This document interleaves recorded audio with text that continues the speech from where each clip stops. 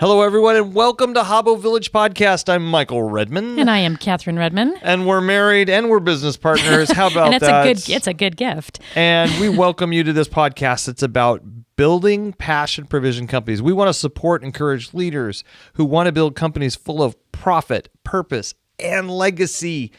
And we want to make sure that what you're doing is living into a life that you're fulfilled, not just outside of work, not just because you got a big fat paycheck, not just because your company was profitable or you had a great exit, but because on a day-to-day basis, you're doing stuff that allows you to be your best self, fulfilled, and gain that profit, purpose, and legacy in your life. We're excited about it. We live our lives towards that, and this podcast is about supporting you. Wow, he didn't even read that. That was really That was good, babe. I'm all excited He's very today. excited. Okay. He's very excited. So we went to an event Yeah. this week. We got to take our whole staff. It was super fun. Shut down the office, took the staff from both companies, and went to a Patrick Lencioni event. So today we're going to talk We're going to talk about that. It was called the Engaged Manager event. And the three things we learned. And we learned what he defines as the 3 signs of a miserable job. And we're going to talk about those three today. So we've talked about Patrick before. He's come to town. Actually, this is his 3rd time. We've talked behind his back before. We've praised his being before, as have many people, I'm sure. But this was a super fun event because it was a free event that he put on called the Engaged Manager event. And we had the privilege of being a sponsor, and we designed all the materials for it and the logo and all that fun stuff. So it was super fun to be involved in that way. But it was an event that was free and open to basically anyone who's in management or leadership in a company. And we basically filled a 1,200-seat auditorium. From the people in Chico. It was great. Which is super fun. It's like 1% of the population, so that's pretty good turnout at an Yeah, event. and if you don't know who Patrick Lencioni is, or if you've heard of him, look, I just want to do a quick bio on him. This guy is awesome. First of all, he's short, and I really appreciate short leaders. Short people have no reason. Short people. Second, because Kathryn and I are both vertically challenged. Second, we can look in the eye. We just like more. Right. Patrick is a really successful business leader, consultant, author. He and his partner started the Table Group, which does consulting. Some of his clients are Southwest Airlines, Like Chick-fil-A, just kind of a couple of small companies like that. He's been with them for a significant amount of time. His major thrust is that culture is the new advantage. Yeah, and I think he would refer to it as organizational health. Yes. Right? Organizational health is the thing that is going to stand out and be kind of the difference maker in businesses of the future. He says that we're beyond knowledge, because you can find anything you want to find on Google on your phones. Yep. So we all have more than enough knowledge. If you have more knowledge than me, we're both way above minimum competency or anything else. And those type of things are no longer the strategic advantage, but culture is a strategic advantage. And if you want to really take advantage of what you can do with your company, that's it. He's written 12 books, many of them on a bestseller list, New York Times bestseller list. They are packed full of interest and engagement. Yeah, they're really stories. easy to read because he typically does like an allegory to illustrate the point and then unpacks it. And I'm thinking of, I don't know if it was a year ago, but a few months ago, last time he was here, we talked about, and because we love how he even talks about hiring, right? So we use the model of what is it like to hire people who are hungry, humble, and smart. And even in his vernacular, understanding that smart isn't about IQ. It's about emotionally smart. It's about EQ. It's about relational intelligence and understanding your own emotions, the emotions of others, and how to navigate rooms. And so he sings our song, or we sing his, because Well, and quite frankly, what we do is we depend on each other, on other people around us to help us codify and put the picture together of what we believe, what we call passion and provision, and his 3 things on what does it look like to hire. So that humble, hungry, smart is a phenomenal way of articulating and codifying what we've been doing for a long time. And we thought, wow, this says it better than we've been saying it. Yeah. So we integrated that into our process and talked about it. It's not important that you invent everything. You just find the people who are march into the same tune and saying things better and work with and borrow from and share with. And in the beginning, he thought it was their own IP, their own intellectual property, and then he realized that it was actually a universal principle that he wanted everybody to have. So, but we give him credit for those words that we have. Yep. And so that's who he is. He's just phenomenal. He's a great presenter. If you ever listen to his audiobooks, they're good, but he's like 5 times better on stage. It's amazing. He's super fun. So he wrote I don't think it's his latest book, but one of his recent books is a book that is called The Truth About Employee Engagement. Okay. And when he originally wrote it, it was called 3 Signs of a Miserable Job. And they ended up deciding that they needed to change that title because people kept saying, we really like your book, but we can't take it to work, right? Because if it's laying out on my desk and my boss comes in, that's not going to go well for me. So they changed the 3 Signs of a Miserable Job to The Truth About Employee Engagement. And he came and just spent 90 minutes basically giving this talk about uncovering the 3 signs of a miserable job and beginning to talk about what you can do to counter those things as you manage people, you manage. It's funny. We like him so much. I'm looking around and we're in our studio right now. We've got bookshelves in here and I've got one stack of books that has 2 different, out of like 6 books, 2 of them are Lencioni books and one of them's this book we're talking about. Yeah, we're fans. So the 3 signs of a miserable job. So I'm going to tell you what the 3 are and then we will unpack them. And obviously, I'm sure Patrick has his own blog and his own podcast, but we just want to share them with our audience because we just think they're really profound. So 3 signs of a miserable job. First one is anonymity. The second is a word they invented called immeasurement. And the third one is irrelevance. So those are the 3 signs, and we want to just kind of unpack and talk about those. So Michael, tell me about anonymity. Who? Who are you, and what does anonymity mean? Anonymity. It speaks to the core issue of. So remember, this is imagine a triangle. The graphics are not overly amazing, but they're very simple and easy. Imagine a triangle with 3 parts, and in the very center it says "miserable job." Right. So anonymity, and anonymity is when we're talking about the thing of nobody at work knows who I am. My leaders don't know me. Yeah.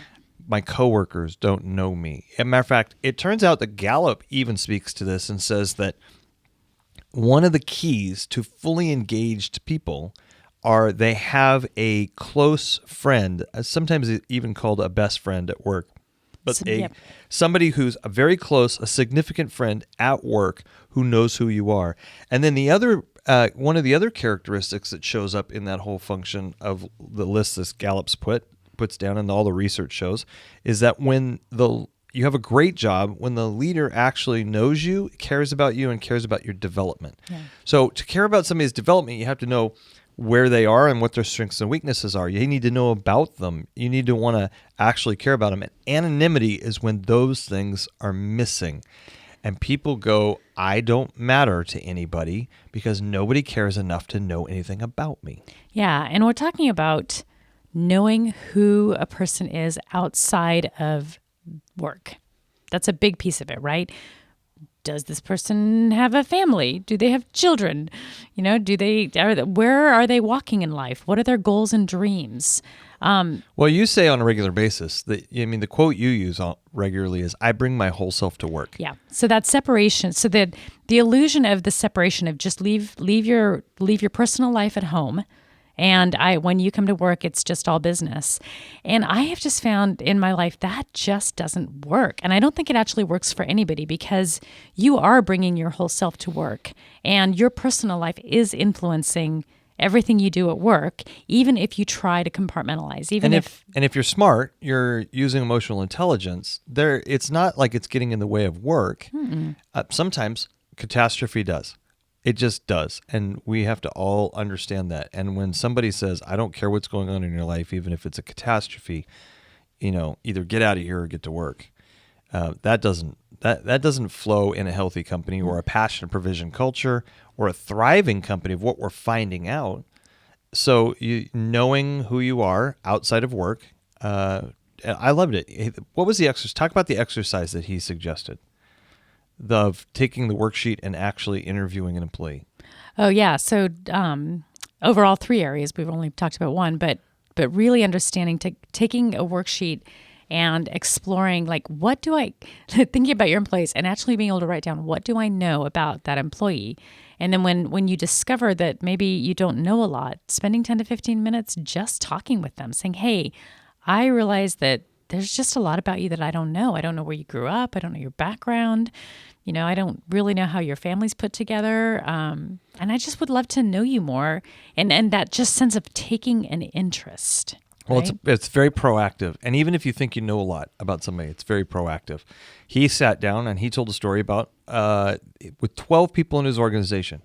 He's like, I think we should probably do this because we tell other people to do it. So he printed out a binder. He sat down with 12 people. It took him about 3 or 4 hours total. But he says, there were things they didn't know about people. And he knows a lot about people. I mean, this guy, not only does he preach the whole issue of organizational health and culture, but he also is driven to have relationships. He's a relational kind of guy. Yeah. He sees connection between people really well. And when you talk to him, he makes you feel connected, which is pretty powerful. So, but he went through this. He didn't do it. And even that, he learned some stuff. So I think that idea of, I took one of the folks that was the most introverted in our class, in our office, and I use that as an exercise in the midst of it of what do I know about him. And I was pretty excited to say, I know a lot. I know a lot about our staff. Yeah. But I could still take an interest in what's going on. Yeah. And at the size of our company, it is slightly easier than if you have a much larger organization. Absolutely. But the principle still stands. So, Michael, yes, one of the guys in the audience, because one of the things that Patrick does well, even in a room of 1,200, is allow for shout-out questions from the audience, right? And one of the questions was a guy who just basically said, okay, but HR has taught us that we're not allowed to be personal, right? We're not allowed to care, right. That it's dangerous. So how did he respond to that? He kind of blew long bacon at people. It's like... long bacon's a British term for kind of sticking your tongue out and doing that. Okay, so that's long bacon. If you don't know what long bacon is, his response was basically, look, I understand and I get it, and you can't be stupid about it, right? Don't be stupid. Don't be inappropriate. And you're not asking them if they emotional intelligence. You're not asking them if they like the sauna. Right. And do you want? Hey, how do you feel about saunas? Love this. How heavy are you, and do you like hot tubs? Yeah. Okay. So you probably aren't asking those questions. But at the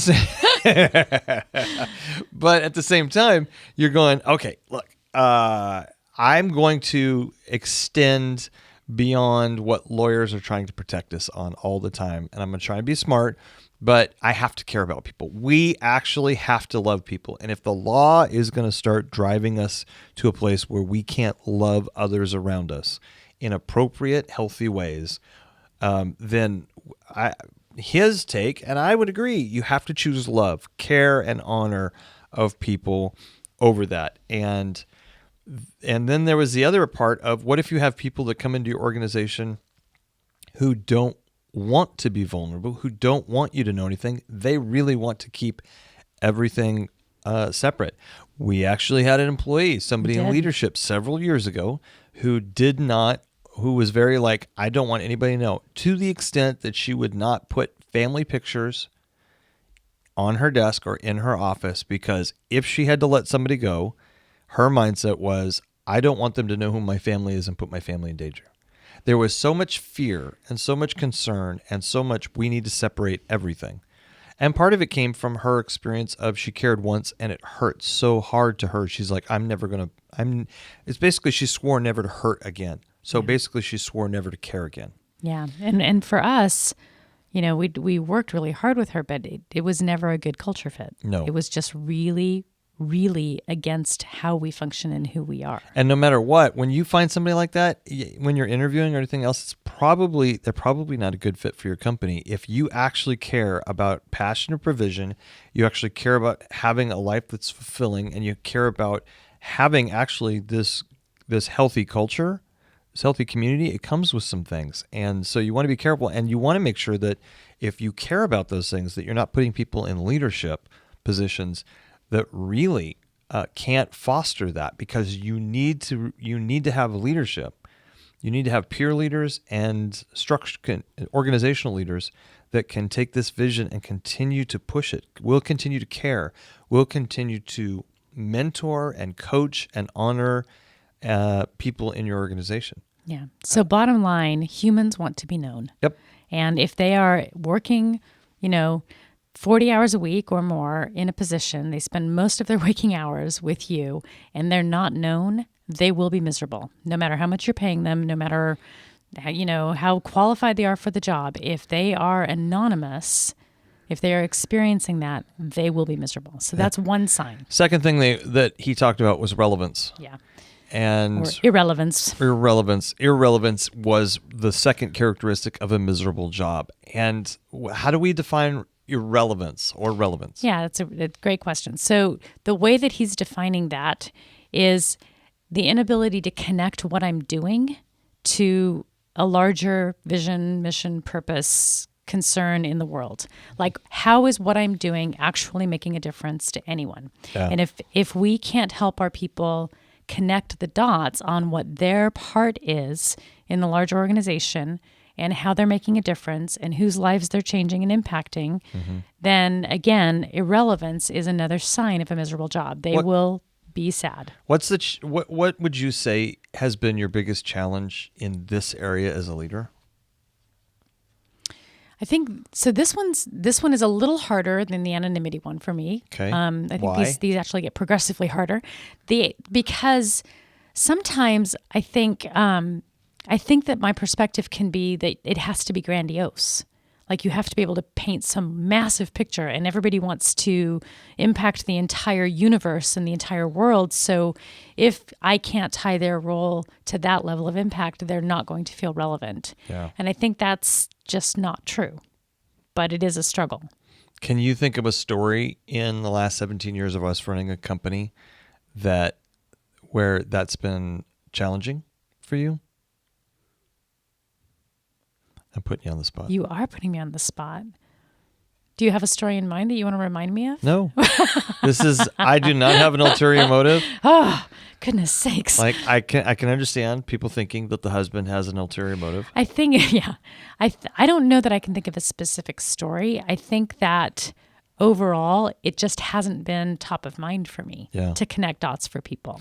I think the assumption is they can connect their own dots and they don't need me to do that for them. Yeah. Which, as we've developed vision and really pressed in more and more, that's begun to kind of fall off by itself, because we're always talking here about what we're doing in the bigger picture and how different folks connect. But early on, it wasn't that way, because we didn't even have our vision and values as defined in the early days as we do now. So it just wasn't something I was thinking about. Yeah. The difficulty was probably the biggest difficulty in the early days was reminding people that their job was relevant, because there was a part of me that went, they should be self-reminding themselves. Like, they should be able to figure it out themselves. I know why my job's relevant. Why you should know why your job's relevant. And quite frankly, at some level, I didn't even know that was hard for people to do. That's not necessarily easy to do. And I forgot what it was like to be the employee, because if people don't communicate to you, if they don't talk to you, then you're just like, okay, well, I'm doing this. And if nobody says what you're doing is really important because it helps so-and-so do such and such. Even if it's not like, oh, you're going to help change the world, blah, blah, blah. It's, okay, this is significant, because if you do your work right, the next person in line actually can do their work right. And if they can't, if you don't do what you need to do, they're going to have to clean up your mess. Mm-hmm. And that just slows everything down and bogs the world down. And so it matters. We care that you're doing a good job. I think, too, one of the other things that rung true for me that he talked about is when you're the leader and the person that you are helping connect the dots, part of their job is actually making your life easier. Yeah.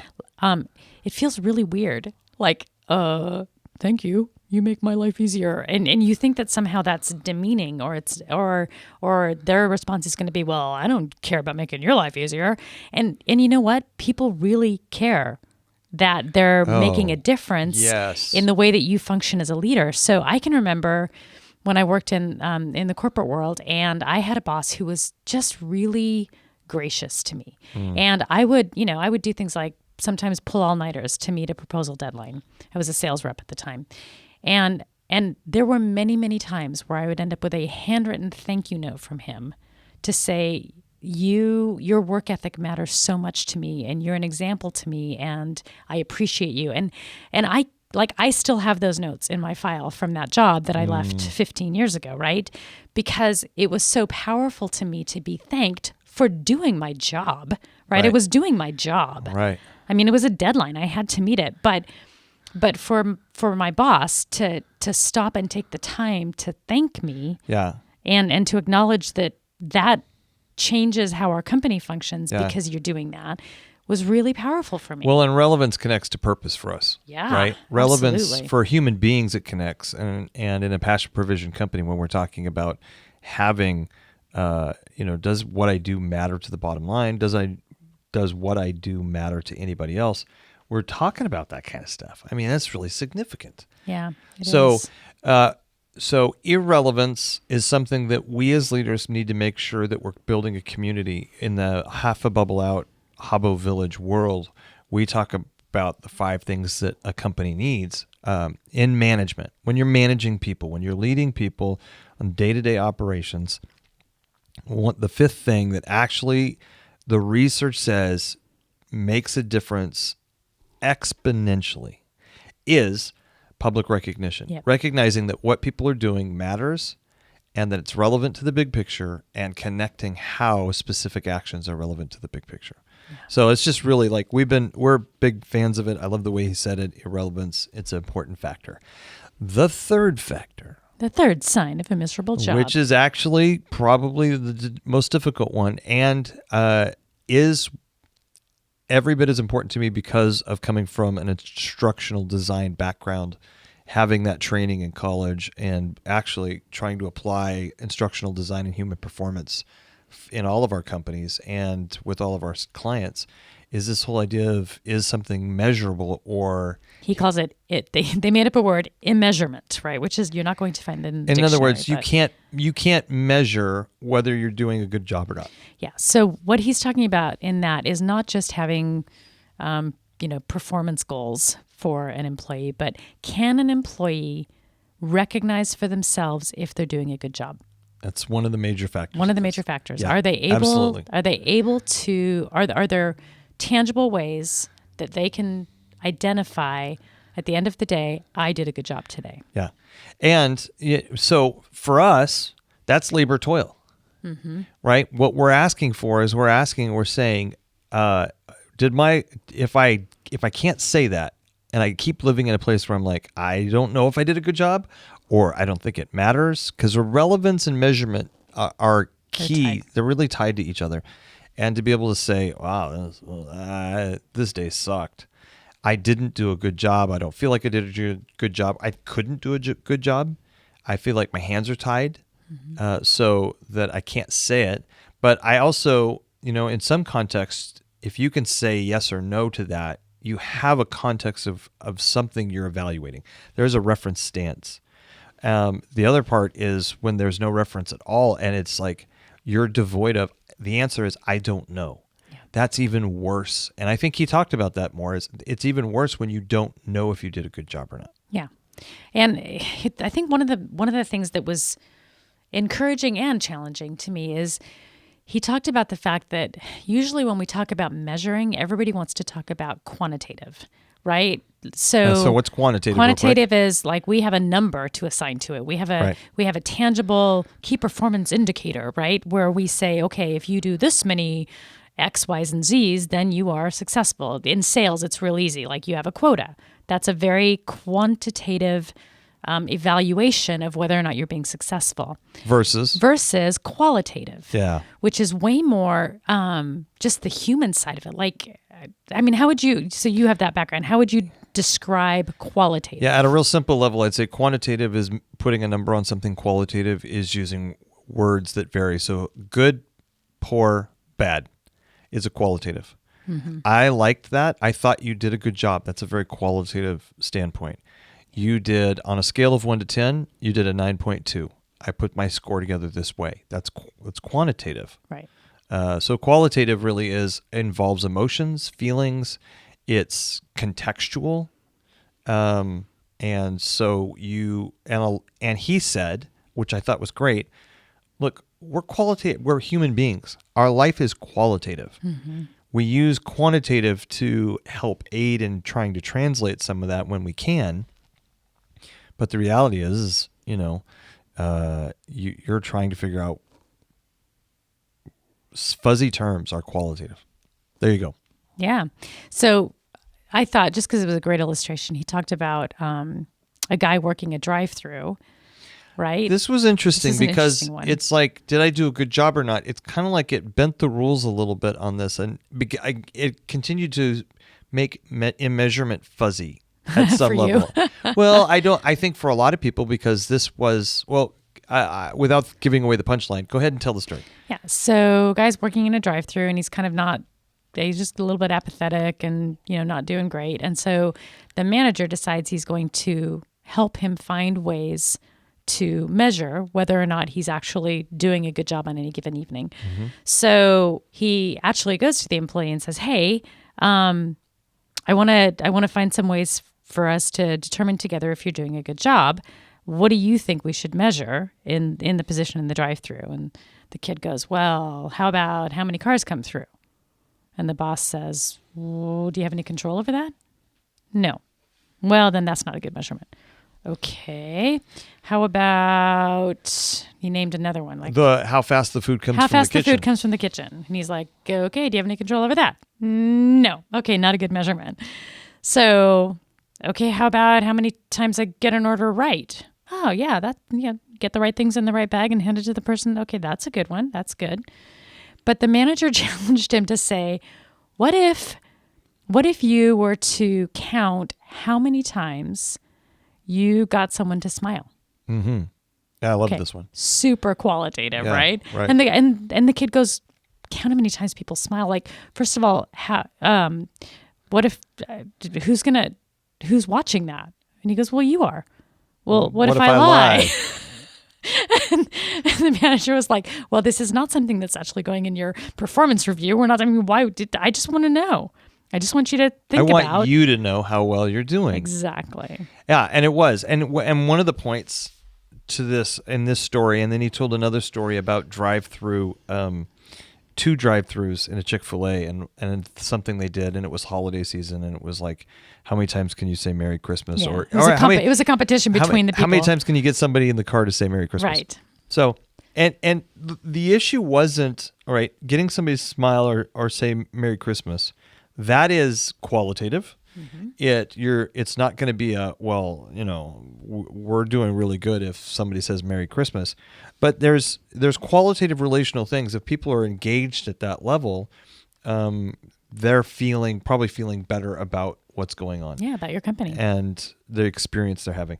But what he said is really what was more important about like the Merry Christmas one, everything else is people are more engaged in what they're doing when they have something they can count.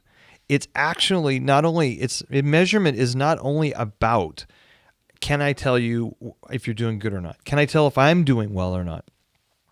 That's important, yes, but it's also speaks to the thing of people like to count. And when they're doing something where they never know where they stand, it's like we're programmed at some level to engage at a quantitative level. Mm-hmm. We are engaged to want to know how many we did. Is that good? Is it bad? Can I feel good about it? I can tell you made, 42 widgets today. And you could say, I did awful. And I'm like, well, wait a minute. You only did 35 widgets every other day. And today you did 42. And we only need 30 to be profitable. And look at what you did. All of a sudden, just that context of that information changes the number. The number itself is important, but it needs to be relevant. It needs to be connected. And sometimes it's just connected to, I'm competing against the other drive-thru on the other side for something fun. Can I get more people to say Merry Christmas? Yeah, friendly competition. And what we're talking about, folks, is we're talking about people being able to say, does my job suck or not? Man, really, it's the bottom line. Suck here. swamp water. Right? Is this, and you want employees, if you ask your employees, if you're creating a passion provision company, if you're creating a company that's where you as the employer, as the leader in the company, the leadership team at all, are looking for your job to be fulfilling, the fastest way to get there is from a financial perspective and a qualitative relational perspective, enjoying it and feeling like there's profit and purpose, and you're leaving a legacy behind. What you're leaving in your wake is not a wake of destruction, but a wake of joy and a wake of things that are making the world and your community and your company a better place. Then you want to say, I want to ask my people, do you have a good job? And you want them to say yes. Well, and to be thinking about the fact that if you have a company of people where you have employees who like what they're doing, they like coming to work, you're not just influencing them, you're not just impacting them, you're impacting their families, right? Because they go home in a mood that is often based on how their day at work was. And if they're miserable at work, and I have had the miserable job, right? I remember, one of the things I remember, I had a job in a great company, high-tech company, kind of the predecessor to all of the encryption technology. It was called RSA, data security. Liked my boss a lot, really liked the company, but I felt extraordinarily irrelevant. Yeah, and there was no way of measuring. You were right? bored out of your freaking mind. Absolutely crazed. So I am put together in such a way that if I come home at the end of the day and I've been bored all day, I am grumpy. Folks, I'm telling you, this is true. This is there is true. nothing. I was exhausted at the end of a day of feeling like I'm being paid to do nothing. Like it really horrible. was sucking the life out of you physically. It really was. And it sounds counterintuitive. You did nothing all day, so why are you tired? Well, because I did nothing all day and I'm built to contribute. Yeah. And as most human beings are. So I know that feeling, and the fact that I had at that point a miserable job, truly, that impacted Michael. It impacted my friends. Yeah. It impacted how I interacted in my world. So remember, leaders, managers, when you're leading people, you're not just influencing them at work, you're influencing their families and you're influencing their friends and the larger community. So it is an incredible privilege, but an incredible responsibility to create an environment that builds them up and gives them purpose and meaning and connection and all the things that we talk about, or in Patrick's terms, that helps them feel known, that helps them feel relevant to the bigger purpose, and that helps them know how to measure whether they're being successful or not. Yep. 3 fantastic things, really important. What we want to encourage you to do is, here's your task, right? If you want some homework, here's some homework. There's a great worksheet. You could make your own worksheet up. They provided us one at the conference where it's just basically you put at the top of the page an employee's name. You put the date and you ask questions about, these 3 things. What do I know about you? Talk to me about you. Who are you? Where did you come from? How many brothers and sisters do you have? Do you have kids? What are your kids' names? If you have employees and they have kids and you don't know their kid's name, then you need to rectify that. It's amazing how, you'll get a lot of leverage. If you don't understand this, you'll get a lot of leverage when you remember people's names that work for you and then remember their family members' names. Yep. Super, super important. So you work through that, and then you work through, okay, do you understand how your job is relevant? Can you talk about this? These are things that we've been doing a long time here at Half a Bubble Out, and they are not a single event. You have to be diligent as a leader to continue to make sure that you're paying attention to this. And if you say you don't have time, I want to encourage you to shift your paradigm that says, I want to take all of the big rocks out of my job right now, this bucket is your job. and you look at your day and your schedule, and I want you to take them all out, and I want you to make sure that amongst the rocks on your proverbial table are these 3 things with your people. And then I want you to put that in first, so that when you say you don't have time for anything else, you have already accomplished certain key factors with your employees, with those that report to you. You've motivated and trained and coached your leaders, and then work your way backwards, and then make sure that your organization is filling in the gaps. Your team is helping you fill in the gaps around that. Because if you're not doing the most important things, and then at the end of the day, you're running out of time for the most important things, and part of that is the people, then you're going to really struggle with having true fulfillment in your job, in your company, and in having a passion provision job and organization. Yeah, you have to believe that knowing your people and the time investment that it takes to know your people, and it does take time, but knowing your people and having them not have a miserable job actually means more productivity, better culture, and ultimately your company is going to be better off for it. You're going to get more done in a shorter time, and everybody's going to be happier. So it is so absolutely worth the investment. Yeah. And if you have any questions, if you're unsure, we want to respond to that. We would love the feedback and questions. Go to habovillage.com, go to the podcast, find this episode in the show notes, and then actually write out a question, send it in, put it in the comments. We want to, if you're struggling with this or you'd like clarification, we would love to give it to you. And if you'll do that, that would be phenomenal, because we want to help you understand and clarify and work through these things. And then we just really want to say, if you're questioning at all whether this is really going to move a needle, there is so much research we can share. There are so many testimonials we can share. The evidence in our own company and the evidence in the companies we work with and for are like tons. And I just want to implore you, this is like I say there's no magic bullets, silver bullets in business, but this is like a few silver bullets. Like you could be the Lone Ranger and have silver bullets. And you just got to have the right ones. And it's got to not be made out of brass, because a brass bullet is not a silver bullet. Now I'm stretching the analogy, but hopefully you know what I'm saying as I wander off into analogy desert.